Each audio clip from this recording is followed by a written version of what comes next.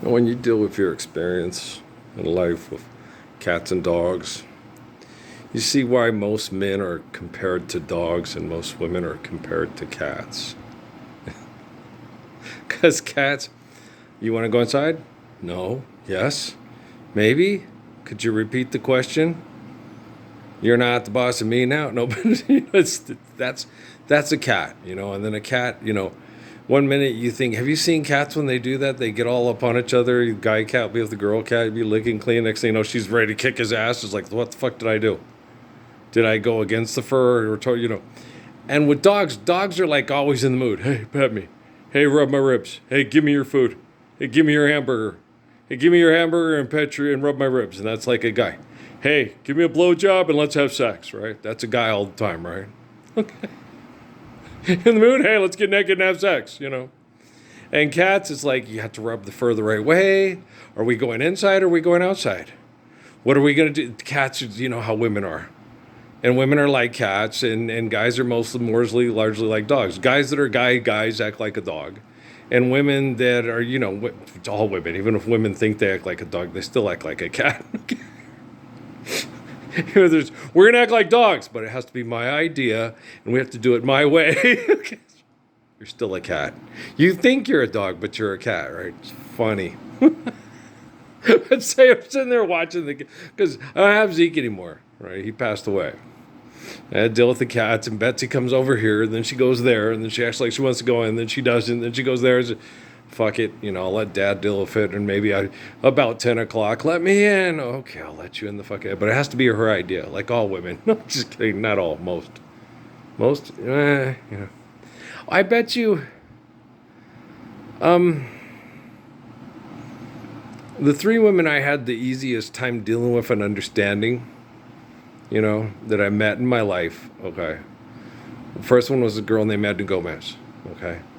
And she was living with an abusive guy who threatened to kill her and then lied to her and said that he threatened to kill me, and it scared me off, and we didn't end up getting together because the guy was manipulative and full of shit. It wasn't like George Jones's what's-her-face. It's like, no. At first I apologized to the guy. I'm sorry, I didn't know you. Then he threatened to kill me. I was like, okay, I see why she didn't tell me about you. And I also see why she wants to date me as opposed to you. So basically I told him, if you come to kill me, you better know what the fuck you're doing or I will kill you. Okay. And if Edna wants to bring Gilbert over to my place to help her raise Gilbert, I will be happy to do so, is basically what I told the kid. He went and lied to her and said I told him I'd kill him and scared him off. Didn't happen. But he scared her, thinking that he would kill me. I was like, he can try to kill me, but most likely he will end up getting killed. The pheromones, he didn't know it. I didn't know it either. I just basically, that's just the way I've been my whole life with the biker, with Rodney, and just everybody. Go for it. But, if you attempt to kill me, I'm not just going to sit there and say, oh, go ahead and kill me. Yeah, and then fuck the dog and rape the cat and, yeah, do whatever you want. Yeah. I've never been that way. I'm like, okay, if you're going to do it, like that kid who trains to kill people at Fort Huachuca, and told me, train to fight. I want to see what it's like to fight Bruce Lee. I wouldn't fight you. I like you and I love your kids and I love your wife and I want you to have a long, healthy life. And if you want to challenge me to fight me, see who's the champion and stuff like that, you're trying to fight to see who's the best when we all just need to be faithful. And so I don't want to fight you. Let's all just be faithful. And if you determined to fight me to see who's the best, then I'll just kill you and make sure your kids are faithful and don't fight to see who's the best. Well, hey, you Philistine, become a Hebrew. Repent and then submit to faith in the glory of God. That's just the way I am. I'm just that way. I've been that way since I was a kid. That's why Obama could sit there and watch all the basketball I ever played that the CIA ever did. He wasn't that good. He wasn't that good. Yes, I was. Look when I did that. Yeah, but you barely did that because it's when it only called for it. And half the time when I did the right thing for my teammates when I was in school, my teammates undermined me by being selfish little fucking cows and sabotaging the game. And if you didn't see that when I played back in junior high, my freshman year, you're just a goddamn idiot who's jealous because you've never been as good of a basketball player as I was when I was 15 years old, a day in your life. Okay. It's girl, it's true.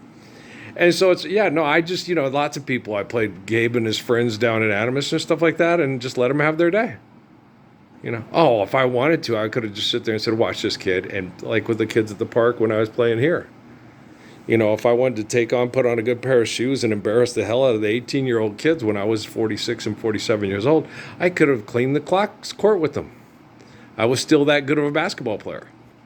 Okay? But why embarrass the kid when we just should be exercising to be healthy? I was always better than you. I was better than Richard Robinson, better than Dexter Hawkins, better than Steve Coulter, better than Dr. J, better than, you know. Dr. J and me were different basketball players. Okay. I have tiny hands and was 6 feet tall, and he could not catch me. Okay? He could not catch me. And then he'd still have to try to dribble the ball to the basket because you have to pass it to yourself and get past me to dunk the ball. And it would have been very hard for him to do if I attacked his dribble when he was going to the basket. Okay?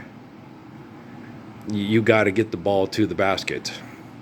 That's hard to do against someone that's faster than you, more athletic than you, and quicker than you, and can steal the ball from you as you pass it to yourself on the basket, on the way to the basket. Now, when your teammates work with you and throw you an alley-oop, yeah, he would have dunked over or passed. I mean, sure. You know. But one-on-one, him trying to, you know, it's, God damn it, every time he, you know, playing within the rules of basketball as Dr. Mason, I'd have beat Dr. J. You cannot get the ball. I can get past you, okay? You would have to foul me to stop me, and I would not have to foul you to stop you from getting the ball where you wanted to score more easily than I could score on you. That's just the truth. I didn't play because the Lord's Prayer trumps being a basketball star to have lots of money to fuck idiots because you're an idiot. Okay. And if Barack Obama can't get his warped little fucking brain wrapped around that, well, then he needs to go back to Harvard and get another piece of paper. Do you understand? I don't let these people's egos and their interpretations of what they think they're seeing when they looked at me being filmed and what was going on in my head and what's still going on in theirs. Okay. I was born to help deliver the children from evil and give us the perfection of the Lord's Prayer through my faithful acts and deeds. I was not born to stroke the egos of the assholes on TV saying, it's playoff time and you got to bring it and be great. You got to be humble so you know that the power and the glory is the infinite glory of God and not your pathetic ego, your big dick, and your stupid bank account. Your wallet sucks.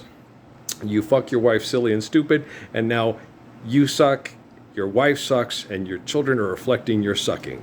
Now, do you want to be a beautiful person like me and Abraham and David and Jesus, or do you want to keep being a stupid Goliath, genitalia-packed ball of shit? It's entirely up to you. Is it Advil time? You got a headache? Okay. All right, guys. I love you very much. We might get one more in. I don't know. We'll find out how the loads go. All right, peace out.